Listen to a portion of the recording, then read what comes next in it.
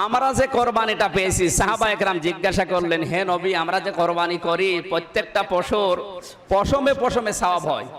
সুবহানাল্লাহ বলতে পারেন না? আগে একটু গুরুত্ব বলা দরকার। আল্লাহর নবী বলেন, যে মানুষটার সামর্থ্য আছে সে যেন অবশ্যই কোরবানি দেয়। সামর্থ্য থাকার পরেও যদি কেউ কোরবানি না দেয়, ও যেন আমার ঈদগাহে নামাজ পড়তে না আসে। জমার নামাজের আজান হওয়ার সাথে সাথে মসজিদে আসার তৌফিক দিলে ভালো কাজ করতে পারা আল্লাহর দয়া লাগে, আল্লাহর রহমত লাগে। নবীজি বলেন, মাই ইউরিদিল্লাহু খায়রান ইউফাক্কিহু ফিদ্দীন। আল্লাহ যাকে ভালোবাসেন তাকে দিয়ে কল্যাণমূলক এবং নেকির কাজ করিয়ে নেন। নিঃসন্দেহে বলতে পারি, জমার নামাজ মুসলমানদের জীবনে যতগুলো নিদর্শন আছে তার ভেতর অন্যতম। যালিকা ওয়া মা ইয়াসিম শাআইরাল্লাহ শাআইরিল্লাহি মিন তাকওয়াল কুলুব। আল্লাহ তাআলা বলেন, বিভিন্ন নিদর্শন আমি ছড়িয়ে রেখেছি। কোরবানি, হজ, জমার নামাজ, সাফা মারওয়া, এগুলো সব আল্লাহর নিদর্শন। ইন্নাস সাফা ওয়াল মারওয়াতা মিন শাআইরিল্লাহ। এই নিদর্শনগুলোকে তারা সম্মান দেয়, ভক্তি করে, শ্রদ্ধা দেখায়। ওই মানুষগুলো যাদের অন্তরে আল্লাহর ভয় আছে এবং যারা আল্লাহ সম্পর্কে সচেতন।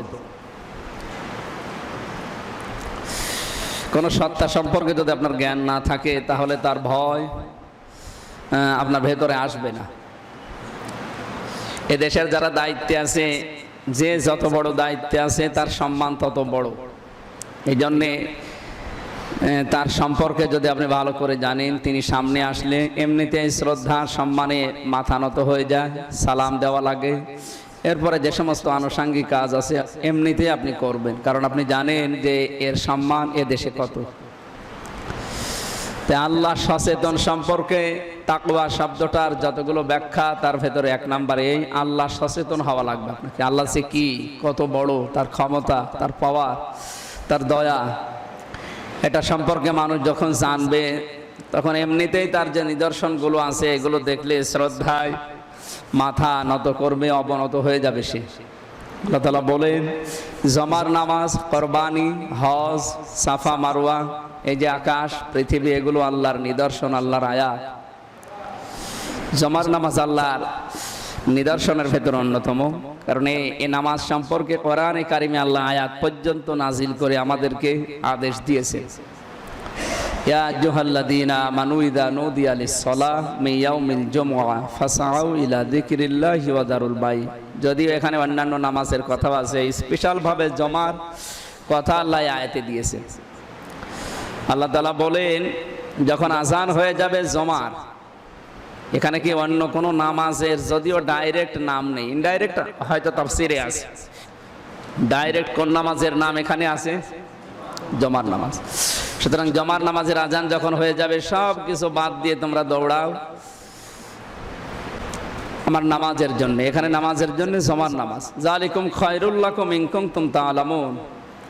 আল্লাহ বলেন, বেচা কিনা, ব্যবসা বাণিজ্য, লেনদেন, চাকরি বাকরি যা আছে দুনিয়ার কার্যক্ষেত্রে যা লাগে সব বন্ধ করে দৌড়াও। এটা তোমাদের জন্য উত্তম বা ভালো যদি তোমরা বোঝো। আমরা বাস্তবে লক্ষ্য করলে দেখতে পাচ্ছি, এ দেশে এমনও মানুষ আছে যার 1 ঘন্টায় অন্তত 2 লাখ টাকা উপায় করা সম্ভব। এরকম মানুষ নেই? আছে। এদেশে হাজারো বড় বড় ব্যবসায়ী যারা আছে, চিকিৎসক, ইঞ্জিনিয়ার, ডাক্তার, এরা 1টা ঘন্টায় আমার মনে হয় 2 লাখ 5 লাখ টাকা পর্যন্ত উপায় করতে পারে। এরকম মানুষ এই দেশে আছে। জমার নামাজের আজান হওয়া থেকে শুরু করে আপনি যখন নামাজে আসবেন, সর্বশেষ 1-1.5 ঘন্টা 2 ঘন্টার সময় এখানে কাটবে। 12টা 30-এ আজান হয়, 12:30টায় 1টা 1:30টা 2টা বেজে যায় নামাজ শেষ করে বাড়ি যেতে। তার মানে কমপক্ষে 2 ঘন্টা তো থাকাই লাগবে। যার ঘন্টায় 5 লাখ টাকা উপায়, 2 ঘন্টায় কত লাখ টাকা লস হচ্ছে বলেন? তা আল্লাহ তো আর আমাদের মতো এতটুকু কমন সেন্স নেই তা বলা যাবে? আমাদের চাইতেও তার সেন্স কম নাকি? অনেক বেশি। এখানে যার 10 লাখ টাকা 2 ঘন্টায় লস হচ্ছে, আর আল্লাহ বলেন যালিকুম খায়রুল লাকুম, এটা তোমাদের জন্য ভালো হবে, ইন কুনতুম তা'লামুন, যদি তোমরা জানো। তা আমরা তো যা বাস্তবে দেখে জানতে পারলাম যে আমাদের লস হচ্ছে, আল্লাহ বলেন তোমাদের লাভ হবে। কথাটা তাহলে ভেতরে একটু সমস্যা আছে। হয় আমাদেরটা, আমাদের চিন্তা ভাবনা ঠিক, অথবা আল্লাহর এই ঘোষণা ঠিক। কোনটা হবে বলেন তো? ওটা হবে কেন? হবে এই জন্য নামাজে আসলে নামাজের যে সমস্ত শিক্ষাগুলো আছে, আপনি মসজিদে আসার পরে কি করবেন এখান থেকে শুরু করে বের হওয়া পর্যন্ত প্রত্যেকটি জায়গায় শিক্ষা আছে। কোনো মানুষ যখন মসজিদে আজান হওয়ার পরে ঢোকে, এখানে আর একটা মাসলা বলা দরকার, আপনি মসজিদে আসবেন আজান হওয়ার আগে না পরে? মনে আছে আপনাদের কি কখন? হ্যাঁ, আজান হওয়ার পরে আসবেন, এটাই কোরআনের এই আয়াতের নির্দেশ। ইদা নদিয়া লিসসালাহ মিন ইয়াউমিল জুমআ, নদিয়া এই শব্দটা আল্লাহ রাব্বুল আলামিন ডাক দিয়ে বলেন যখন আজান দেওয়া হয়ে গেছে। না, আজান এখনো দেওয়াই হয়নি, তোমরা দৌড়াও, বলেছে? তোমরা আজান যখন হয়ে গেছে তখন দৌড়াও। এই আয়াতটা অন্তত আমাদের একটু আমল করা দরকার। যারা জানে না তাদের বিষয় বাদ দিলাম, আমরা যারা জানি, তাহলে আজান হওয়ার আগে আপনারা এসে মসজিদে বসে ফ্যান দিয়ে গল্প করবেন নাকি? এখন থেকে আজান হওয়ার পরে আসবেন না আগে? অনেকে বলে তাহলে পরে গেলে তো জায়গা পাই না, সে জুমার দিনের বিষয় না, আলাদা। অন্যান্য সময় কাজ কাম যাদের আছে এগুলো ছেড়ে দিয়ে এসে আপনি বসে থাকতে পারবেন না, আয়াতের নির্দেশ এটা না।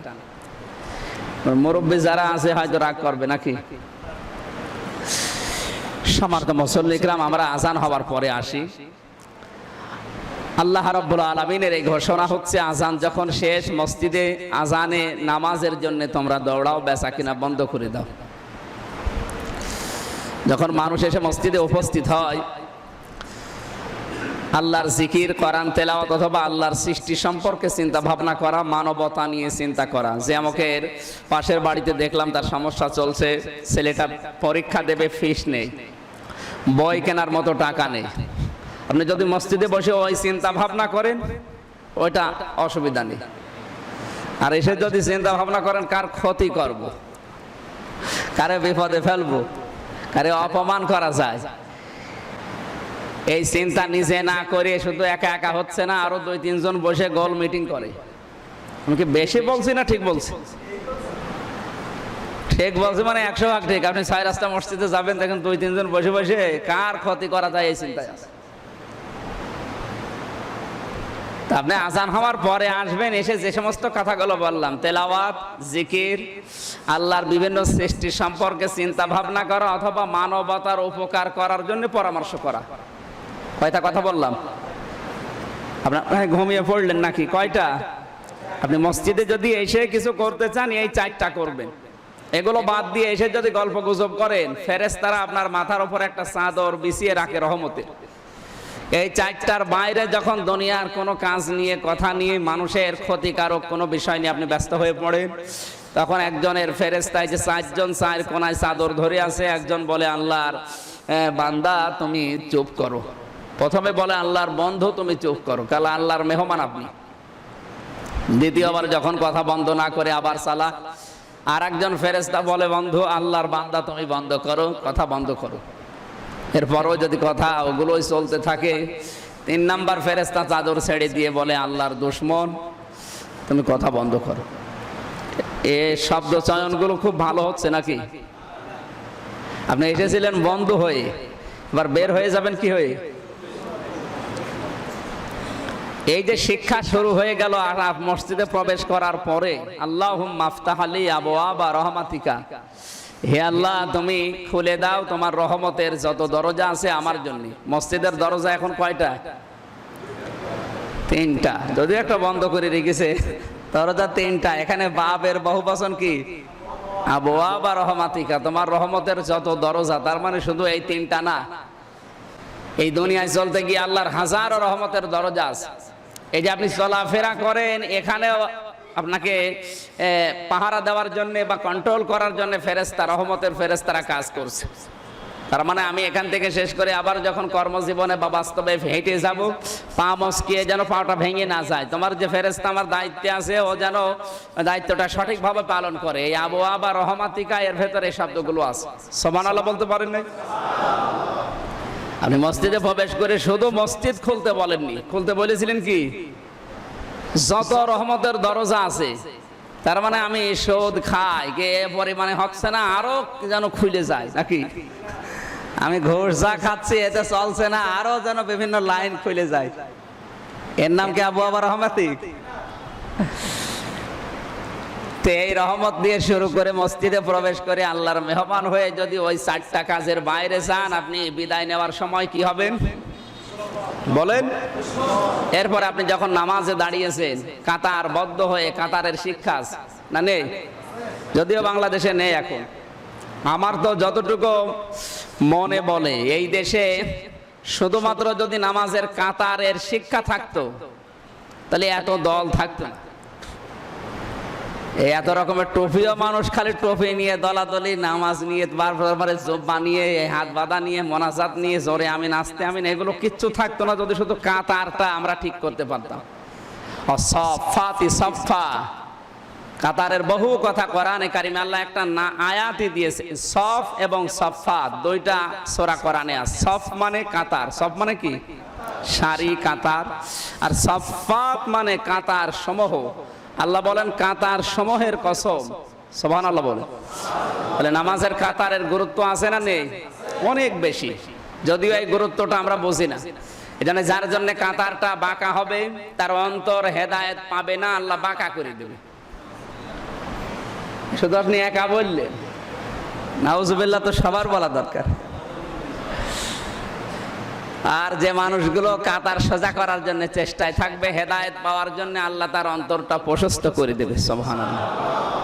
ওই জন্য কাতারের ব্যাপারে সেনসিটিভ থাকা দরকার। আপনারা একটু খেয়াল করে কাতারটা সোজা করবেন যখন একটার সাথে আর একটা লাগবে। যদিও এই কাতারে পা দেওয়া নিয়ে মতভেদ আছে। কোন কোন মাযহাবে আছে পায়ের সাথে পা লাগিয়ে দেওয়া, কারো আছে 4 আঙ্গুল মাঝে ফাঁকা রাখা। কি আপনি কি কথা বুঝতেছেন? এগুলো মতভেদপূর্ণ মাসলা। পাঁচ সাথে পা লাগিয়ে না দিয়ে দাঁড়ালে নামাজ হবে না, ও অন্য দলের, এরকম মনে করার কোনো সুযোগ আছে? এগুলো তার ফরজ না ওয়াজিব না। একটা মানুষ মারা যাওয়ার পরে আল্লাহর দরবারে জবাব দেওয়া লাগবে, ফরজ আর ওয়াজিব। আর অন্যান্য বিষয়গুলো যদিও না করে, লোকে জিজ্ঞাসা করবে, কিন্তু জবাব দেওয়া লাগবে আপনাকে যদি এগুলো এই দুইটা আদায় না করেন। কোনটা? নামাজের এই কাতারে আমরা যারা আসি, আমরা জমান নামাজে শিক্ষার কথা বলছিলাম। আল্লাহ রাব্বুল আলামিন বলেন এটা উত্তম তোমাদের জন্য যদি তোমরা বোঝো। আমরা যদি ওইভাবে বুঝতাম যে কাতার বদ্ধ হয় মানুষ যখন, তখন কোনো দল বিদল থাকে না, সবাই মনে হয় কাঁধে কাঁধ মিলিয়ে, পায়ের সাথে পা মিলিয়ে ভাই ভাই আপন ভাই হয়ে গেছে। এটাই তো দেখা যায় নামাজে নাকি? নামাজের এই শিক্ষাটা আমাদের পরিবার এবং সমাজ এবং রাষ্ট্রে যে যেখানে আমরা আছি ওই জায়গায় যদি নিয়ে যেতে পারতাম, যে যে আমার কাছে আসবে এটা আমার আপন ভাইয়ের মতো, এই মনে করে যদি উদ্যোগ নিয়ে কাজ করতে পারতাম, ঘুষ এ দেশে অন্তত পিটিএও খাওয়ানো যেত না। কি বলেন না কেন? উপরের কল পেলে যেভাবে কাজ করা হয়, মানে সাধারণ মানুষের কাজ ওই গুরুত্ব দিয়ে হয়।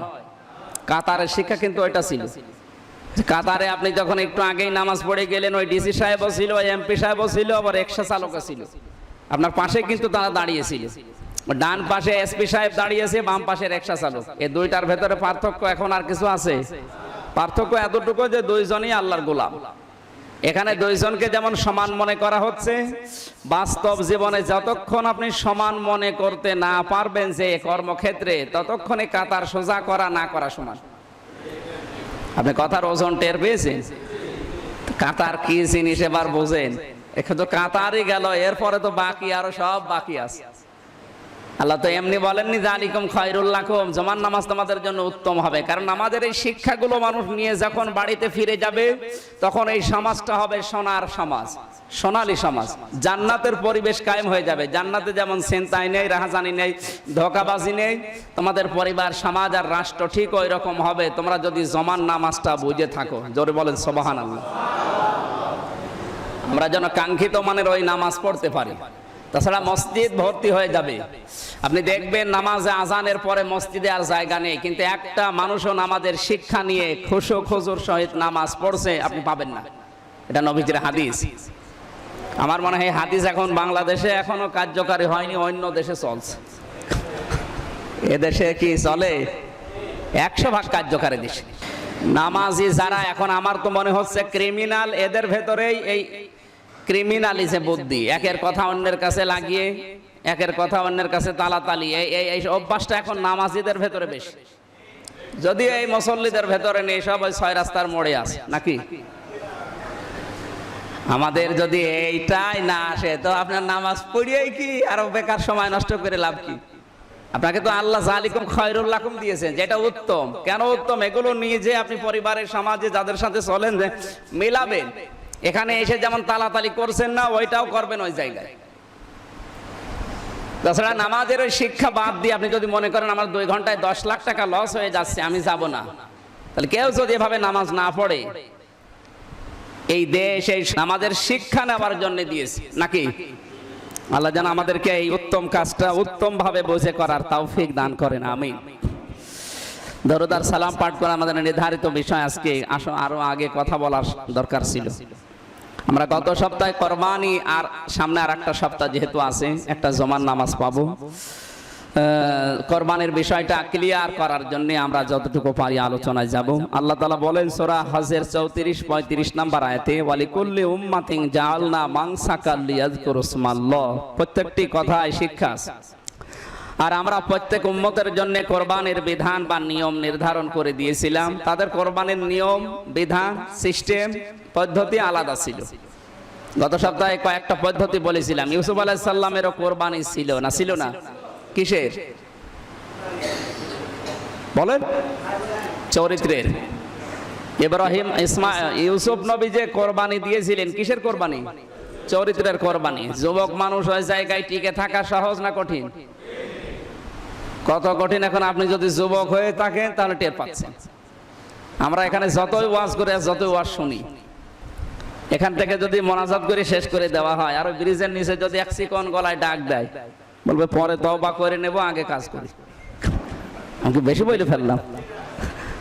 আর ইউসুফ নবী বিশ্ব সুন্দরী পেয়েছিলেন, 10 তলা বিল্ডিং এর উপরে 10টা তালা লাগানো ছিল। দুনিয়ার মানুষ তো দূরের কথা, আমার মনে হয় ফেরেশতা ছাড়া আর কেউ জানে না। কেউ জানে ওখানে? আর চরিত্রের এই মহা দুর্যোগের সময় তিনি চরিত্রের কোরবানি দিয়েছিলেন। তিনি বলেছিলেন, ক্বালা মাআযাল্লাহ আন নাখুযা, কখনো সম্ভব না, আল্লাহ তোমার সাহায্য আমি চাই। জুলাইখা কিন্তু যতগুলো মূর্তি ঘরের ভেতরে ছিল সবগুলোর মাথার উপরে, এই চোখের উপরে পোশাক দিয়ে রেখেছিল, শাড়ি, পোশাক, বিভিন্ন জিনিস ঢাকা দিয়েছিল। জিজ্ঞাসা করছে এগুলো করলে কেন? তখন জুলাইখা ডাক দিয়েছে, দেখো এগুলোর পূজা আমি করি। আমরা এখন জেনায় লিপ্ত হলে ও দেখবে, তাহলে মূর্তির সামনে বা দেবতার সামনে, যিনি আমাদের মালিক, তার সামনে এই কাজ করা কেমন লজ্জা লাগবে, এই জন্য ওদেরকে ঢেকে রেখেছি। ইউসুফ নবী বললেন, এদেরকে দেখলে লজ্জা লাগবে এই জন্য ঢাকলে, কিন্তু যিনি, যার চোখকে ঢাকা যায় না, লা তুদরিকুহুল আবসার ওয়া হুয়া ইউদরিকুল আবসার ওয়া হুয়াল লাতীফুল খবীর, যার দৃষ্টির কোনো পরিসীমা নেই, যত দূর আপনি মনে করবেন তত দূর আল্লাহর দৃষ্টি, যে সেই দৃষ্টি ফেরাবেন কি দিয়ে, কি দিয়ে ঢাকবেন। সুতরাং তিনি চেষ্টা করেছিলেন। কি করেছিলেন? তিনি শুধু দৌড় দিয়েছিলেন। তিনি যদি দৌড় না দিয়ে বলতেন যা হয় হয়ে যাক, আল্লাহ আমার আর উপায় নেই, তিনি কি বাঁচতে পারতেন? আল্লাহ তাআলা তাকে পাকড়াও করে দিতেন, তুমি দৌড় দিলে না কেন? আজও পৃথিবীতে আমাদের এই যে বিভিন্ন চরিত্রের যে মহা দুর্যোগ চলছে, ইন্টারনেটে, ফেসবুকে, কম্পিউটারে, বিভিন্ন টিভি চ্যানেলের মাধ্যমে, পত্রিকায়, এই জায়গা থেকে বেরিয়ে আসার জন্য আপনাকে একটু চেষ্টা করা লাগবে। আর যদি ওখানেই বসে পড়ে যা হয় হয়ে যাক, যা করবে আল্লাহ, না, আল্লাহ আপনার প্রশ্নের সম্মুখীন হওয়া লাগবে। আপনি একটু চেষ্টা করেন অন্য কোনো জায়গায় একটু দৌড় দেওয়ার, একটু যদি পা নড়ান, ওয়াল্লাযীনা জাহাদু ফীনা লানাহদিয়ান্নাহুম সুবুলানা। কোন মানুষ যখন আমি আল্লাহর জন্য চেষ্টা করে, তার হেদায়েতের 1000 পথ আমি আল্লাহ খুলে দেই। এখানে সাবিল না দিয়ে আল্লাহ কি দিয়েছেন? সবলকে 1 বছর না বহু বছর? বহু বছর। তার মানে কত রাস্তা আল্লাহ আপনার জন্য খুলবে আপনি টের পাবেন না। আপনাকে একটু ইউসুফ নবীর মতো চেষ্টা করা লাগবে। ইউসুফ আলাইহিস সালামের কোরবানি কি এরকম পশু ছিল না চরিত্রের? বলেন। আদম আলাইহিস সালামের 2 সন্তানের কোরবানি ছিল কি? পশু জবাই করে চাটিয়াল ময়দানে রেখে আসতেন। আল্লাহর ভয় যার ভেতরে আছে, আল্লাহর হুকুম যার ভেতরে আছে, সেই লোকটার কোরবানি কবুল হতো। তাহলে এখন থেকে এখান থেকে আমরা যে শিক্ষাটা নিতে পারি, আল্লাহ তাআলা কোরআনে জানিয়েছেন অতলু আলাইহিম নাবা আবনায়ে আদম বিল হক। হে নবী, আপনি আদম আলাইহিস সালামের দুই সন্তানের হাবিল আর কাবিলের কোরবানির বিষয়টা আপনার উম্মতকে সঠিকভাবে যথার্থভাবে তেলাওয়াত করে কোরআন দিয়ে শোনান। ১৫০০ বছর না, হাজার হাজার বছর আগের এই ঘটনা আমাদের শোনার ভেতরে কোনো কল্যাণ আছে? আছে। এই ইন্নামা ইয়াতাকাব্বালুল্লাহু মিনাল মুত্তাকিন। হযরতে হাবিল তিনি বলেছিলেন, ভাই আপনারটা কোরবানি কবুল হয়নি, আমারটা হয়েছে, এর আগে আপনি আমাকে মারতে চান। ইযা কাররাবা কুরবানান ফাতাকাব্বালা মিন আহাদিহিমা ওয়া লাম ইয়াতাকাব্বাল মিনাল আখার ক্বালা লা আকাতুলান্নাকা ক্বালা ইন্নামা ইয়াতাকাব্বালুল্লাহু মিনাল মুত্তাকিন। ও যখন বলেছে অবশ্যই লা আকাতুলান্নাকা, তোকে আমি মেরেই ফেলবো, তখন তিনি বলেছিলেন, আমাকে মেরে ফেলে কি হবে, আপনারটা তো কবুল হবে না। কারণ আল্লাহ কবুল করেন শুধুমাত্র আল্লাহ সচেতন যারা, আল্লাহর ভয় যাদের ভেতর আছে তাদেরটা। আপনারটাও যদি কবুল করাতে চান তাহলে আল্লাহকে ভয় করেন, আমার মতো আপনারটা কবুল হয়ে যাবে। সুতরাং আপনি জোর করে ওর ভালো ভালো কাজ আল্লাহকে দিয়ে করাচ্ছে, ও অনেক উপরে উঠে যাচ্ছে, যদি হিংসা করে শত্রুতা করেন তা আপনার ক্ষতি বেশি হবে। ওরটা কিন্তু ঠিক যে কপালে জালিকা আছে ও পেয়ে যাবে। আমার কথা বোঝা যায়নি? শুধু হাবিল আর কাবিলের ঘটনা শুনে কান সুখ হলে হবে? তার শিক্ষা তো এই, যাকে আল্লাহ যেই পর্যায়ে তুলছে ওইটা দিকে যদি কেউ হিংসা করে তাহলে আল্লাহ আপনাকে ওই জিনিস দেবে না, মাঝখান থেকে আপনার জীবনের ইবাদত বন্দেগী কবুল হবে না, এই গ্যারান্টি আপনি পেয়ে যাবেন। সূরা বাকারার ভেতরে বাকারা নামে যে সূরাটা, গরু গাভীর নামে যে সূরাটার শানে নজুল আছে, ওই গরু জবাই করে গোশত যখন ঠেকিয়েছে ওই চাচার গায়ে, তখন জীবিত হয়ে বলেছে এই ভাতিজায় আমাকে হত্যা করেছে। অথচ গরুটা জবাই করার আগে অনেকগুলো প্রায় ৩টা ধাপ পার করেছে। এই বনি ইসরায়েলের লোকেরা প্রথমে জিজ্ঞাসা করেছিল কি করা লাগবে, তিনি বললেন গরু জবাই করো। ওখানে যদি গরু জবাই করে একটা গোশত লাগিয়ে দিত তাহলে সমস্যার সমাধান হয়ে যেত। ওরা বারবার প্রশ্ন শোনার পরে শুধু পেঁচিয়েছে, শুধু ঘুরিয়ে পেঁচিয়েছে, এই জন্য আল্লাহ তাদেরকে বিপদে ফেলেছে।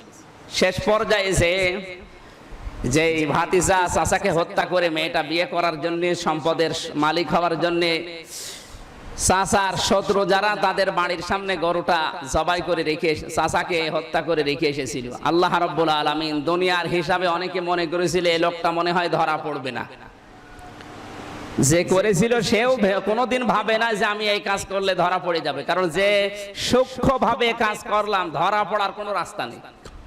যদিও হত্যা আমি করেছি, রেখে এসেছি কোথায়? আমার চাচার শত্রু যারা, দুনিয়ার মানুষ মনে করবে চাচাকে মেরেছে চাচার শত্রুরা, কারণ আমি আপন ভাতিজা, আমার তো দোষ দেওয়ার কথাই না। আল্লাহ রাব্বুল আলামিন এই সত্যকে দুনিয়ায় প্রকাশ করেন নাই। বলেন কিভাবে করেছেন? একটি ঘটনা তো বিশাল ঘটনা, ঘটনা বলার উদ্দেশ্য না। এখান থেকে আপনাকে শুধু ঘটনা শুনে আনন্দ পাবেন, হাসবেন, কাঁদবেন না, আপনাকে সিদ্ধান্ত নেওয়া লাগবে। আজ হয়তো অনেকের অনেক ক্ষতি করার চেষ্টায় আছেন বিভিন্ন কায়দায়, অনেকের মিথ্যা সাক্ষী দিয়ে বিপদে ফেলে দিচ্ছেন। মনে করছেন এই লোকটার ক্ষতি করলে আমি যে পর্যায়ে আছি আমার কোনো ক্ষতি হওয়ার সম্ভাবনা নেই, কোনো রাস্তা আমি খোলা রাখি না, সব বন্ধ। জালেমরা যখন জুলুম করে, যত রাস্তা দিয়ে জুলুম করে, জুলুম করার পরে ওদের ধরা পড়ার সব রাস্তা ওরা বন্ধ করতে করতে যায়, কিন্তু যে রাস্তা দিয়ে ধরা পড়বে ওই রাস্তাটা আর বন্ধ করার মনে থাকে না। আপনাকে আল্লাহ মুসা আলাইহিস সালামের জামানায় গরু জবাই করার মাধ্যমে যেহেতু এই সত্যকে প্রকাশ করে দিয়েছেন, এটা শুধু মুসার জামানার ঘটনা না। আল্লাহ বলেন কিয়ামত পর্যন্ত এই কোরআন থাকবে। কিয়ামত পর্যন্ত মানুষ যখন মানুষের পেছনে এরকম লেগে অন্যের নিজের ক্ষতি করে অন্যের উপরে চাপিয়ে দেবে, তাদেরকে আমি আল্লাহ মানুষের সামনে এভাবে উন্মুক্ত করবই। দুনিয়াতে এমন হচ্ছে, হাজারো প্রমাণ আছে, আমি নাম নাই নিলাম। কথা কি বোঝা যাচ্ছে? সুতরাং আমরা যেন অন্যের ক্ষতি না করি। অন্তত আদম আলাইহিস সালামের দুই সন্তানের থেকে শিক্ষা নেওয়া দরকার যে ওর যা হচ্ছে হোক, আমি যদি ওই মানের হতে পারতাম আল্লাহ আমারটাও নিত। আমি ওই মানের হতে পারি না, আসলে ওর পা ধরে টান দে, ও পা ধরে টান দিয়ে করবেন, ওর চোল ধরে টানছে কে? এই সিদ্ধান্ত না নিয়ে আপনি শুধু পা ধরে টান দিতে আসেন, কারো দেখলে আপনার হিংসা হয়।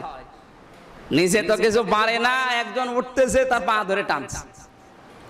এই অভ্যাস আছে কাবিলের। কার? বলেন না কেন? নিজে কিছু পারে না, অন্য কেউ পারে, তার পা ধরে টানে। এ অভ্যাস কার? কাবিলের মতো মন এ দেশে কারো নেই? হাজারো মানুষের আছে। অন্তত আমাদের মন যেন কাবিলের মতো না হয়, আমাদের মন হবে হাবিলের মতো। কার মতো? তাহলে তাদেরও কোরবানি একরকম ছিল। আমরা যে কোরবানিটা পেয়েছি, সাহাবা একরাম জিজ্ঞাসা করলেন, হে নবী, আমরা যে কোরবানি করি প্রত্যেকটা পশুর পশমে পশমে সওয়াব হয়। সুবহানাল্লাহ বলতে পারেন না? আগে একটু গুরুত্ব বলা দরকার। আল্লাহর নবী বলেন, যে মানুষটার সামর্থ্য আছে সে যেন অবশ্যই কোরবানি দেয়।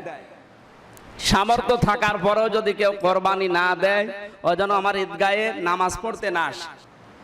এখানে সামর্থ্য বলতে কি বুঝি আমরা?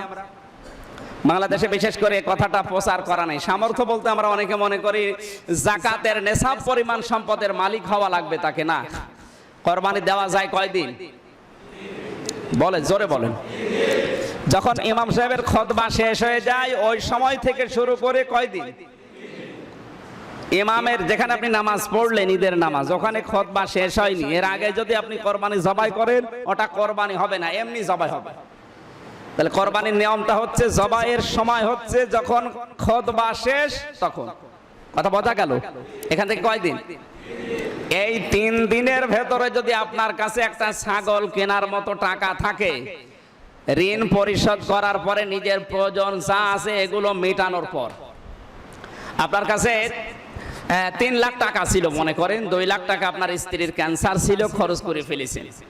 এখনো তার অন্তত 1 লাখ টাকা লাগবে ঔষধ কিনতে। কথাকে বুঝতেছেন? এখনো 1 লক্ষ টাকা তার ঔষধ কিনতে লাগবে। কোরবানির সময় এসে গেছে। এখন যদি আপনি মনে করেন কোরবানি দিয়ে ফেলি ঔষধ যা হয় হবে, না, ওটা আপনার প্রয়োজন। ওটা কি? আমি শুধু স্ত্রীর অসুখ দিয়ে বোঝালাম, এরকম হাজারো উদাহরণ আপনি মিলিয়ে নিতে পারেন। তাহলে এই 3 দিনের ভেতরে 1 লাখ টাকা আপনার হাতে আছে, কিন্তু ঔষধ কেনা লাগছে এখনই না, কতদিন? হয়তো 1 মাস ডাক্তার সময় দিয়েছে যে ঔষধটা খাওয়া লাগবে কতদিন? এই কথা বলেন। 1 মাস খাওয়া লাগবে, টাকা লাগবে কত? 1 লাখ। আপনার কাছে কত?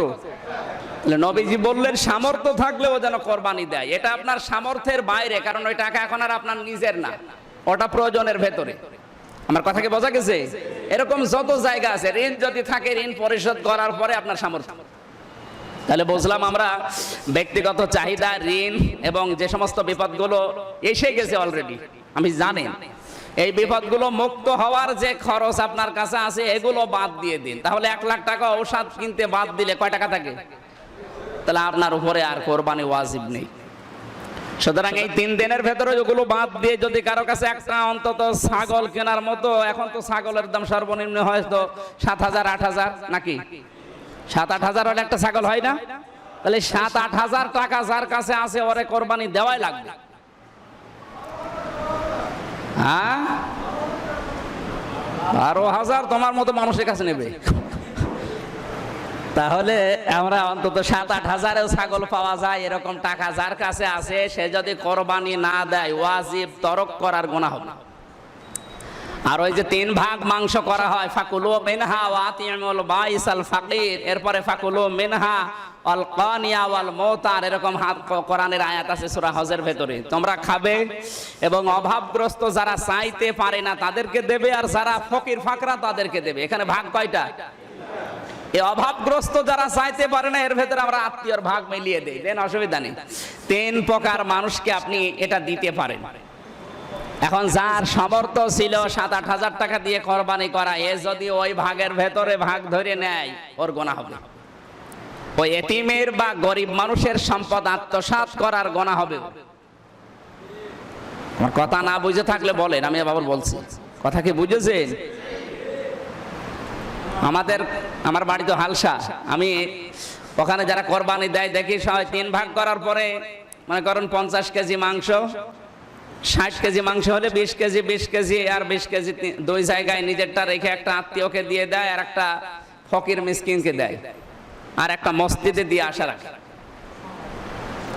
এই যে মসজিদে এলাকার যত কোরবানি, মনে করেন 50 মন গোশত এসেছে, এই যে 50 মন গোশত এগুলো নেওয়ার জন্য এলাকায় যারা গরিব মানুষ, আমার মনে হয় খুব বেশি হলো 20 থেকে 30 জন হওয়ার কথা। সেখানে যদি 500 হয় এই যে সামর্থ্য আছে এরপরেও না দিয়ে ওই ভাগ নেওয়ার জন্য বসে আছে, কারণ ওখানেও 5-7 কেজি পাওয়া যাবে। এই ধান্দায় আছে যে কোরবানি মারার করা লাগবে না, আপনার ওয়াজিব তরক করার গুনাহ হবে। আপনি যেটা নিতে পারবেনই না, আরো যদি না দেন আপনার গুনাহ হবে। কথা কি বোঝা গেছে? তাহলে এখন থেকে কি হয় যে যারা ভাগ, ওই ভাগ কি কমবে না বাড়বে? অবশ্য বাড়বে। আপনি কি ঘুমাচ্ছে? এটা তো বাড়ার কথা না, ওটা তো 500 জন না 5 জন হওয়ার কথা। আরো 5 জনে যদি 50 মন পায়, 50 মন দরকার হয়, আরো ধনী মানুষ যারা আছে সামর্থ্য তাদের কাছে বিক্রি করবে, তারপরে ওদেরকে দেওয়া লাগবে, কারণ অধিকার ওদের। কথা বোঝা যায়নি? বিশ্বনবীকে জিজ্ঞাসা করা হলো, হে নবী, এই কোরবানি এত ফজিলতের কথা আপনি বললেন, কিয়ামতে যখন পাল্লায় মাপ দেওয়া হবে, মিজানের পাল্লায় এর খুর পর্যন্ত নাকি নেকির পাল্লায় দেওয়া হবে, তা আমরা কোরবানি পেলাম কোথা থেকে? নবীজি বললেন, এটা তোমাদের জাতির পিতা ইব্রাহিম আলাইহিস সালামের সুন্নাত। হযরত ইব্রাহিম আলাইহিস সালাম কোরবানি দিয়েছিলেন জীবনে প্রায় প্রধানত 9টা। কয়টা? তার মানে শুধু পশু না, তার জীবনের যে কোরবানিগুলো ছিল, সন্তানকে মরুভূমিতে রেখে আসা, এটা কি? আপনি কি জোরে বলেন না আস্তে বলেন? কি এটা? কি আগুনের ভেতরে ইমানের পরীক্ষা দেওয়া, এটা কি? এরকম 9টা পরীক্ষা তিনি জীবনে দিয়েছিলেন। প্রত্যেকটা জায়গায় যেহেতু আল্লাহ একজনকে ডাক দিলেন, অনাদাইনাহু আইয়া ইব্রাহিম, হে ইব্রাহিম, এবার আমি বুঝতে পেরেছি কাজ করার জন্য 2 জনেই যখন রাজি হয়ে গেছো, তোমাকে ডাকলাম কারণ তুমি দায়িত্বশীল। তুমি কি? তুমি তোমার স্বপ্নকে সত্যের রূপ দিয়েছো। আমি আল্লাহ জবাই হোক এটা চাইনি, আমি দেখতে চেয়েছিলাম যে তোমাদের আসলে আমি আল্লাহর বিধান মানার মতো মন আছে কিনা। তাছাড়া আপনি 5 ওয়াক্ত নামাজ মসজিদে জামাতে এসে পড়েন, পূর্ব পশ্চিম দিকে মুখ ঘোরান, এগুলো অনুষ্ঠান করা না করা যদি আপনার ওই মনটা তৈরি না হয় আল্লাহর বিধানে, অনুষ্ঠানের ভেতরে কোনো লাভ নেই।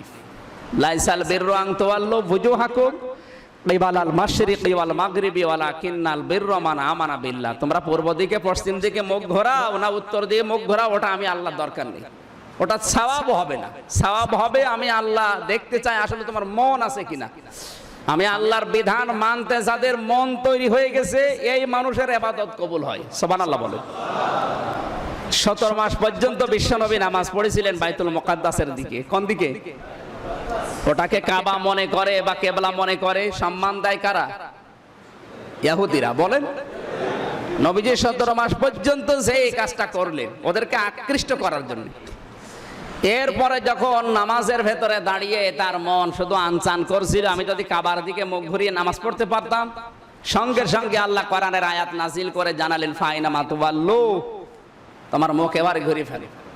তিনি আসরের 2 রাকাত নামাজ পড়েছিলেন, বাকি 2 রাকাত নামাজের ভেতরে ঘুরে কাবার দিকে নামাজ পড়লেন। এবার যারা ইহুদি ছিল, অন্যান্য ধর্মে যারা ছিল, ওই বাইতুল মুকাদ্দাসকে যারা সম্মান কাবার মতো করতো, তারা বলছে, এ কেমন মোহাম্মদ, কেমন ধর্ম পেয়েছে। কিছুদিন আমাদের এইদিকে নামাজ পড়লে আবার ঘুরে নিজের দিকে যায়, এক এক সময় এক এক কাজ করে। আল্লাহ কি তার মুখটা ঘোরিয়ে কাবার দিকে দিয়েছিলেন এর ভেতরে কোনো শিক্ষা দেওয়ার জন্য, না এমনি এমনি? শিক্ষাটা কি? হে নবী, আমি আপনার পেছনে যারা আছে একটু পরীক্ষা করতে চাচ্ছি যে আপনার মুখটা ঘোরানোর পরে আমার এই বিধানটা ওরাও মানে কিনা। মুখ ঘোরানো না ঘোরানো এতে কি আছে? মনে করেন এই লোকটাকে কেউ নিয়ে যে পূর্ব দিকে বেঁধে রেখেছে, নড়াচড়া করার কোনো ক্ষমতা নেই, ও নামাজ পড়বে, ও পশ্চিম দিকে নড়বে, কোনো কায়দা নেই, ও নামাজ কি পূর্ব দিকে ঘুরে পড়লে হবে না? হবে না, কোনো অসুবিধা নেই। তাই ইনশাআল্লাহ বলবো, আজকে আর সময় নেই। আমিন।